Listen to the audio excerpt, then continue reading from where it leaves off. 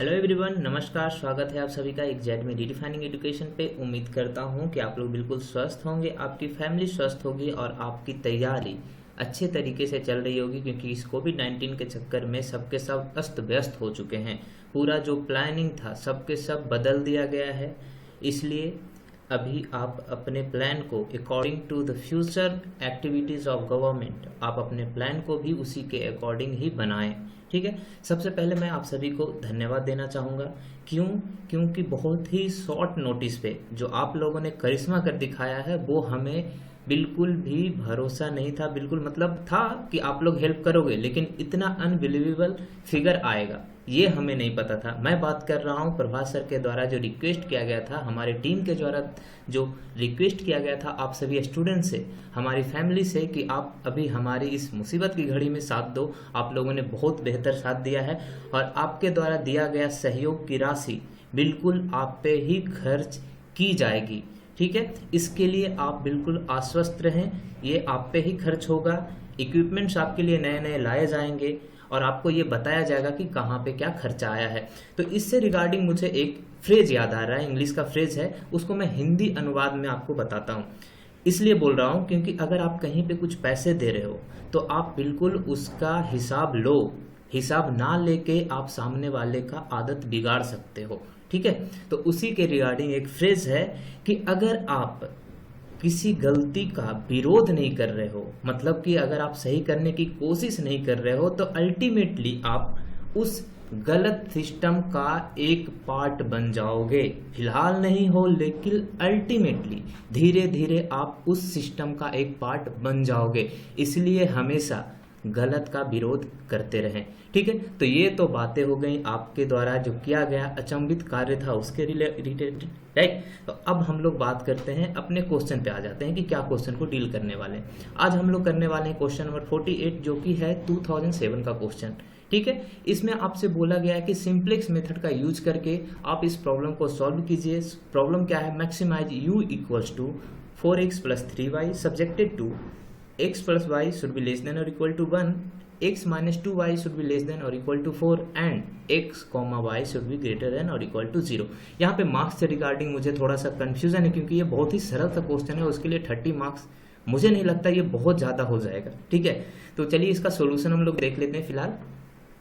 तो दिए हुए क्वेश्चन को हम लोगों ने नॉर्मल फॉर्म में लिख लिया है। Maximise u equals to 4x plus 3y, जो कांस्टेंट हमारा दिया हुआ था हम लोगों ने यहाँ पे सिंपली लिख दिया। इसको क्या बोलते हैं हम लोग? इसको बोलते हैं दोस्तों नॉर्मल फॉर्म। तो हमको करना क्या होता है सिंप्लेक्स मेथड में? हमको करना होता है कि स्टैंडर्ड फॉर्म में इसको कन्वर्ट करना होता है। ये किस पे डिपेंड करता है? ये डिपेंड करता है कि आपका प्रॉब्लम कैसा है, मैक्सिमाइजेशन का है, आपका कंस्ट्रेंट कैसा है, इनइक्वलिटी का कंडीशन कैसा है, उस पर डिपेंड करता है कि स्टैंडर्ड फॉर्म आपका कैसा होगा। ठीक है। तो हम लोगों ने क्या कोशिश किया? हम लोगों ने कोशिश किया कि हम इसको कन्वर्ट कर दें स्टैंडर्ड फॉर्म में। जैसा कि यहाँ पे आप देख सकते हैं कंस्टेंट कैसा है, लेस देन और इक्वल टू का, राइट, दोनों के दोनों। तो हम लोगों को करना क्या होगा? हर एक कंस्टेंट के लिए एक स्लैक वेरिएबल हमको इंट्रोड्यूस कराना होगा।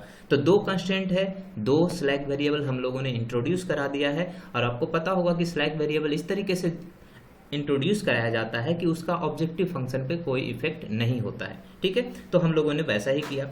अब कंस्टेंट को हम लोगों ने बदला, कैसे बदला? स्टैंडर्ड फॉर्म में कन्वर्ट कर दिया। तो S1 को इंट्रोड्यूस करा दिया कंस्टेंट 1 में और S2 को कर दिया कंस्टेंट 2 में। ठीक है।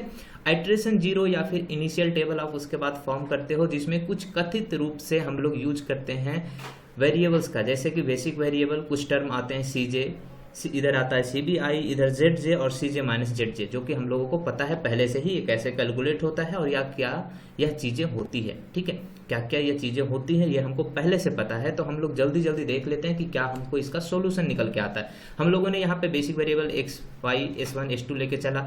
S1 और S2 को इंट्रोड्यूस कराया गया, इसलिए हम लोगों ने यहाँ पे ले लिया कॉलम में उसको, और उसके करस्पॉन्डिंग जो कंस्टेंट था उसको हम लोगों ने यहाँ पे फिल कर दिया उसकी मदद से। 1 1 1 0 1 कहाँ से आया? ये कंस्टेंट 1 से आया। x1 का कोफिशिएंट 1, x का कोफिशिएंट 1, y का कोफिशिएंट 1, S1 का कोफिशिएंट 1 है और S2 का 0 है, तो इसलिए यहाँ पे 0 हो गया। और इक्वल टू के बाद वाला हम सॉल्यूशन में डाल देते हैं। सेकंड वाले में आप देखोगे क्या है? 1 -2 0 एंड S2 का 1 और इधर वाले हमारा आ जाएगा 4। ठीक है। इसके बाद हम लोग कैलकुलेट करते थे ZJ। तो ZJ कैसे होता था? CBI summation of CBI into AIJ, तो कैसे उसको करते थे 0 इंटू 1 प्लस 0 इंटू 1, तो कितना आ जाएगा 0। वैसे ही चूंकि यहाँ पे कंस्टेंट, यहाँ पे जो एक टर्म है पूरा का पूरा टर्म ये 0 और 0 है, इसलिए किसी को भी मल्टीप्लाई करो आप 0 ही देगा, है ना। उसके बाद क्या करेंगे, CJ माइनस ZJ कैलकुलेट करते हैं। CJ क्या है 4, ZJ क्या है 0, तो यहाँ पे 4 आ जाएगा, यहाँ 3, यहाँ पे 0, यहाँ पे 0। अब चूंकि हमको पता है कि करना क्या था, करना था हमको मैक्सिमाइजेशन, तो अब हमको चेक करना होता है optimality condition. Optimality condition maximisation के लिए क्या होता है कि ये होना चाहिए CJ माइनस ZJ, आपका जितना भी ये CJ माइनस ZJ आया है ये सारे के सारे या तो 0 से कम होने चाहिए या फिर 0 के बराबर, किसके लिए, मैक्सिमाइजेशन के लिए। तो क्या आप यहाँ पे बोल सकते हो कि 4 0 से छोटा है, बिल्कुल नहीं है, ना ही 0 के बराबर है। मतलब हमारा एक भी अगर कंडीशन अनसेटिस्फाइड डिससेटिस्फाइड हो गया तो हम लोग इसको बोल देते हैं कि नहीं, अब हमको ये कुछ और प्रोसेस करना पड़ता है। तो सेटिस्फाई ये तो नहीं किया, तो अब क्या करना होता है, सबसे बड़ा वैल्यू देखते हैं, पॉजिटिव वैल्यू। तो वो कौन सा है CJ माइनस ZJ का, वो है 4। इसको हम लोगों ने सिलेक्ट कर दिया और इसके कॉरस्पॉन्डिंग जो हमारा वेरिएबल है उसको हम लोगों ने बोला कि ये हो गया हमारा इंटरिंग वेरिएबल, ठीक है। और ये कॉलम हो गया हमारा की कॉलम, ठीक है। ये क्या हो गया, ये हो गया की कॉलम। अब क्या करेंगे, अब हम लोग फाइंड आउट करेंगे इंटरसेप्ट या फिर रेशियो। कैसे करते थे, solution divided by corresponding key column element. तो 1 डिवाइडेड बाय 1 1 दे देगा, 4 डिवाइडेड बाय 1 4 दे देगा। अब इसमें क्या करना होता है, सबसे छोटा पॉजिटिव वैल्यू सिलेक्ट कीजिए, तो ये है 1 और इसके करस्पॉन्डिंग जो हमारा रो आया वो हो गया हमारा की रो, ठीक है। ये हो गया हमारा की रो, ठीक है।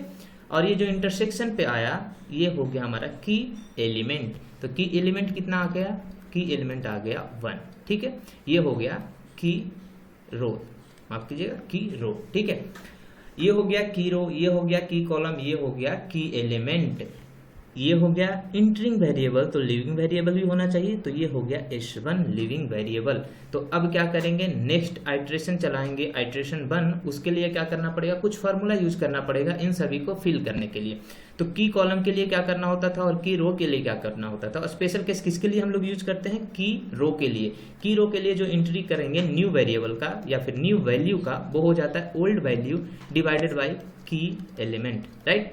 की एलिमेंट, तो यहाँ पे की रो कौन सा है, ये फर्स्ट वाला। तो इसके लिए सिंपली आप 1 से डिवाइड करके जो भी आएगा आप वो लिख दोगे। लेकिन अगर हम लोग बात करते हैं अदर देन की रो की, तो वो होता है new value equals to old value minus corresponding key column element into corresponding key row element divided by key element, है ना, डिवाइडेड बाई की एलिमेंट। तो ये फॉर्मूला यूज करेंगे अदर देन की रो के जो हमारा बचता है उन सभी के लिए। तो आइट्रेशन 1 आप चलाओगे, आइट्रेशन 1 में जब आप फिल करोगे तो ये सारे एंटिटी आपके आएंगे, आप चेक कर लोगे, क्रॉस चेक कर लोगे एक बार, क्योंकि इंसान ही है, मुझसे भी गलती हो सकती है, लेकिन मैं कोशिश करता हूँ बहुत बार इसको क्रॉस चेक करता हूँ कि ताकि यहाँ पे कोई भी गलती एरर ना रहे। लेकिन फिर भी अगर रह जाता है तो आप एक बार क्रॉस चेक कर लोगे, ठीक है।